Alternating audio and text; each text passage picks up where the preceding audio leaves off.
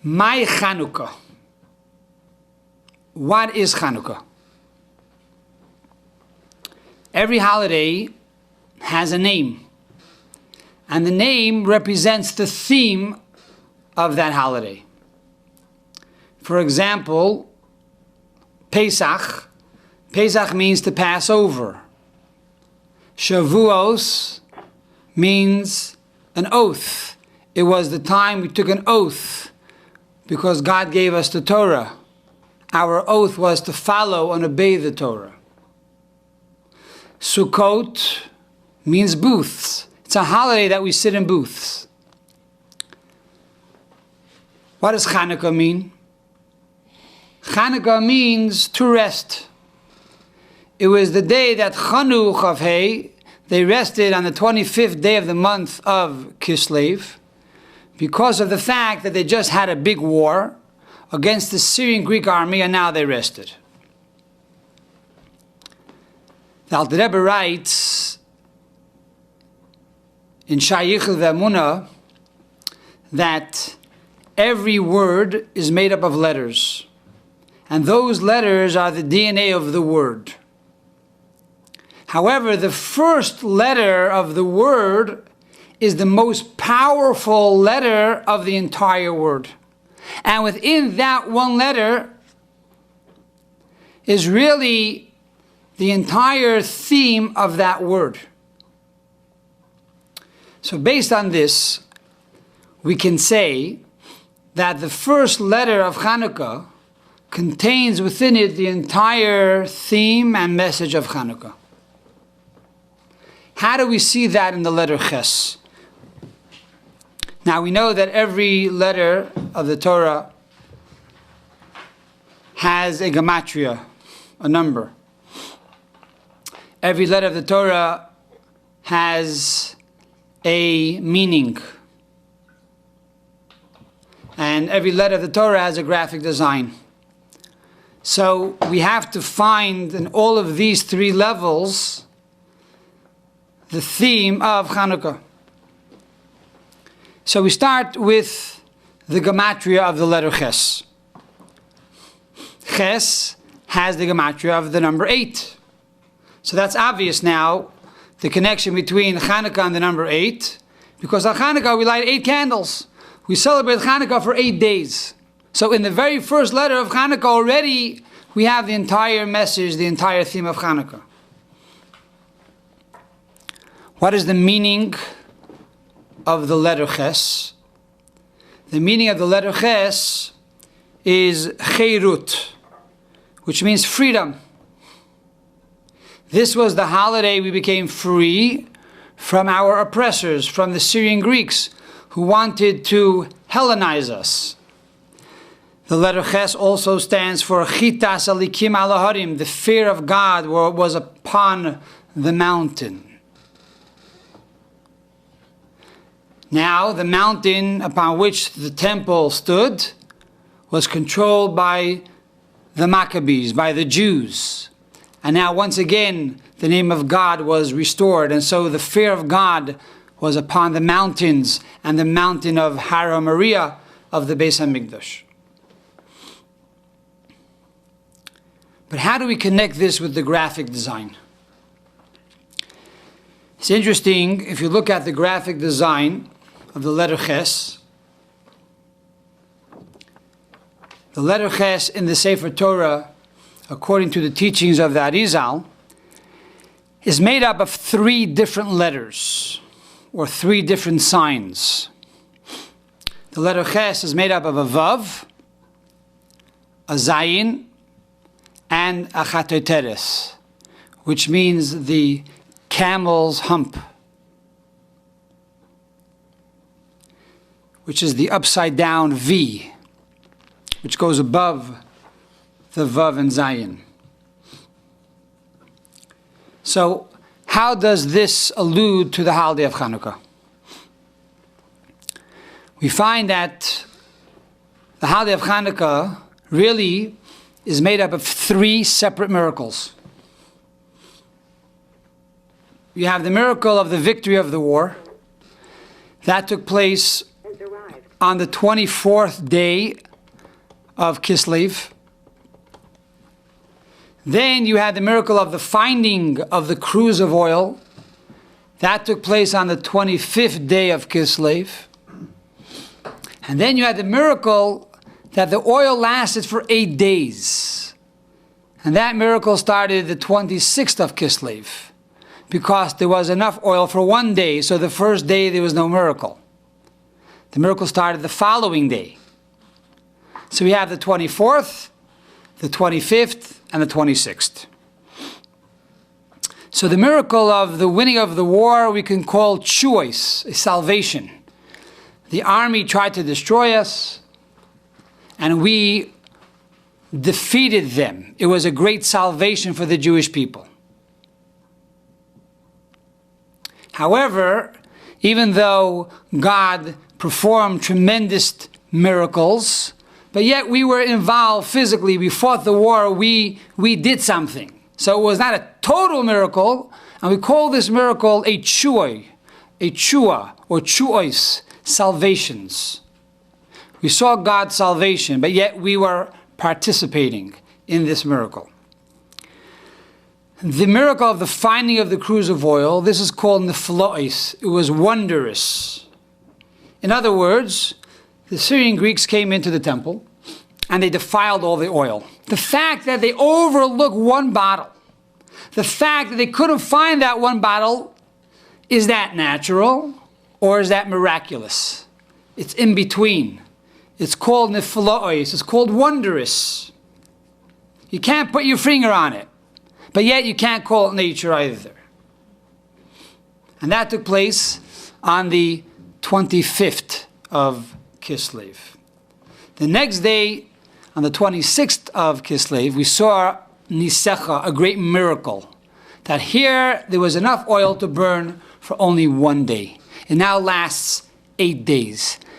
This had nothing to do with us. We did not participate in this miracle. This was totally a miracle from God.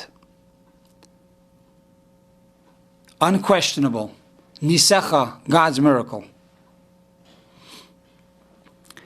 Now, the concept of 24 and 25 and 26 is also very pertinent. The dates when these things took place have a purpose and are extremely exact. 24, the victory of the war, represent the 24 letters in the verse Baruch Shem Kavod Malchuso La'olam Vad. Blessed be the name of his glorious kingdom forever and ever. 25, the day they found the cruse of oil, represents the 25 letters in the Shema Yisrael, Hashem Elokeinu, Hashem Echad. Hear, O Israel, God is our Lord, God is one.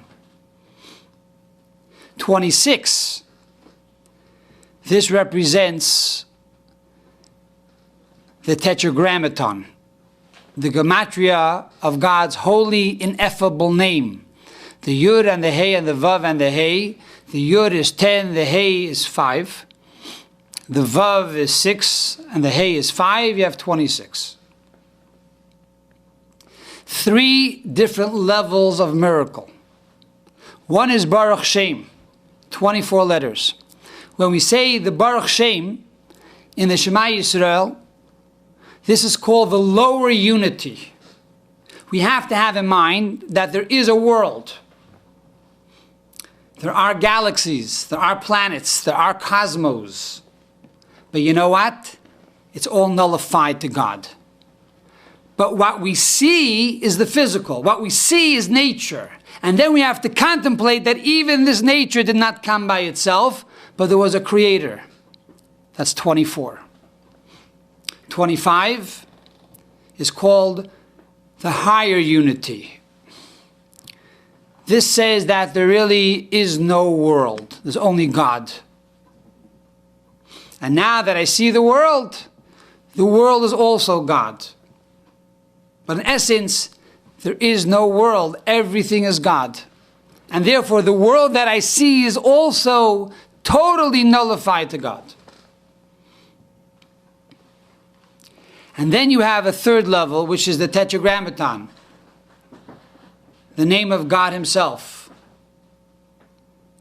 That is a name that is beyond time and space, a name beyond creation, a name beyond nature, a name that is millions of light years away from anything that we call earth.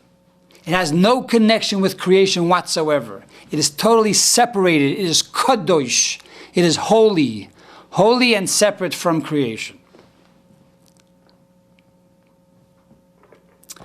So these three concepts, these three type of miracles, are all found in the graphic design of the letter Ches.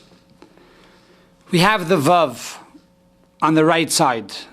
The Vav represents the 6 days of nature. It is Teva. It is the work day, the working week. This is real nature. We have to do things to make money. We have to be involved. We have to network. We have to talk to people. We have to build. We have to schwitz. We have to get involved. It's our doing. This is the letter Vav. This alludes to the miracle of the war that we participated in. But yet, we know that God had a major hand in this war. If not for God, we could not overcome the great and large Syrian Greek army. But yet, there was our participation. This alludes to the number 24, the lower unity, that there is a world of nature, but yet this is also run by God. Then we have Zayin to the left. Zayin is the 7th day of the week. It's the Shabbos. Shabbos is part of creation, but yet it's above nature. Shabbos la Hashem, it's Shabbos to God. Today we cease working. But yet, one who prepares before Shabbos eats on Shabbos. So on Shabbos we're not doing anything, but yet it is an outgrowth, a branch, so to speak, of our work throughout the rest of the week. This alludes to the nifla'os. This alludes to the finding of the cruse of oil, that on one hand we looked for it, and it came about only after we won the war. It was the prize for winning the war.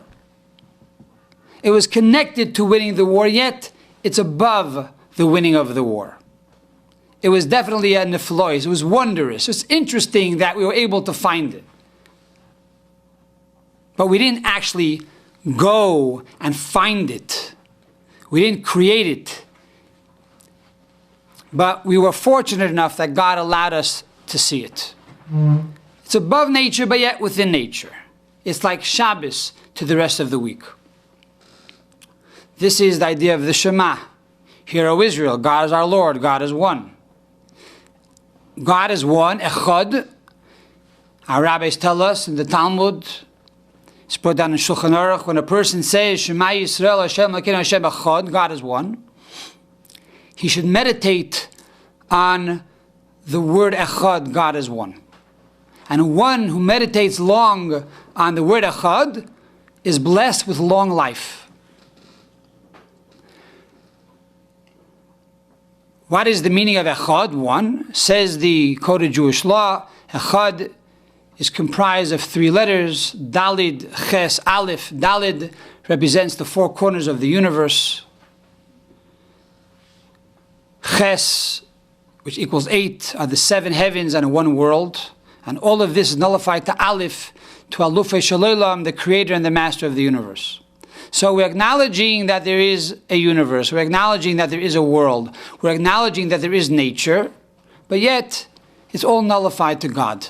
This is the Shabbos. Shabbos la Hashem. This is the finding of the cruse of oil.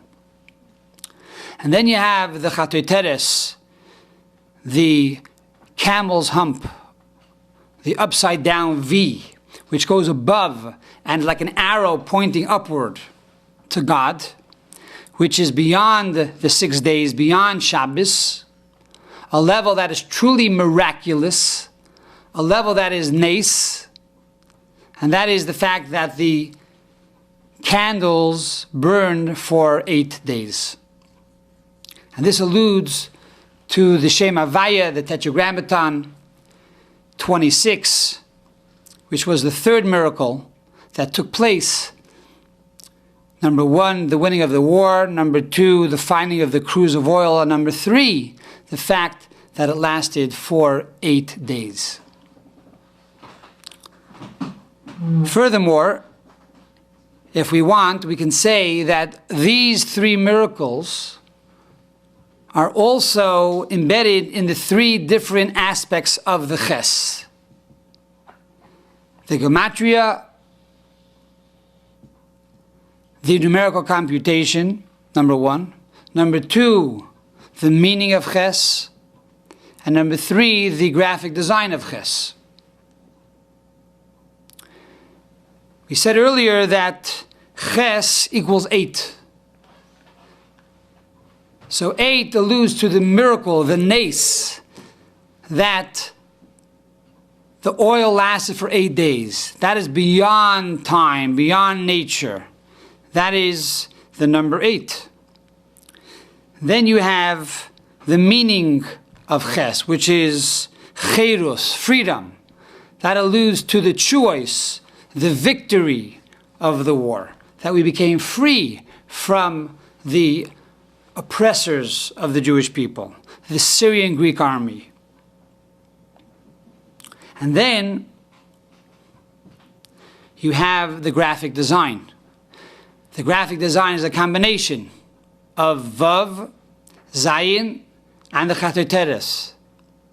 On one hand is nature, on the other hand is beyond nature. So what is it? Is it within nature, or is it beyond nature? It's in the middle. It's neflois, it's wondrous. It's the finding of the cruse of oil. So we have 3 levels. One is choice, salvations. Number 2 is neflois, wondrous. Number 3 is nisim, miraculous. Comes along Chassidus and says, even though miraculous seems to be the most amazing and outspoken aspect of Chanukah, it broke nature. You clearly see God. But in truth, says Chassidus, that the highest manifestation of godliness is not when it breaks nature, but when godliness is seamless with nature, that we don't see any separation. In other words, within nature itself, we see God. When nature runs so smoothly, and everything is good, and you're healthy, and you have a beautiful family, and you have a house with a roof that protects you from the rain, that is the greatest manifestation of God that we can truly ever experience. Sometimes we forget about that. So God has to make a miracle and break nature. But where do you find God? You find God in nature. You find God in everyday life. And this explains an interesting story that took place around this time. Just like Chanukah, we celebrate the victory of the Jewish people.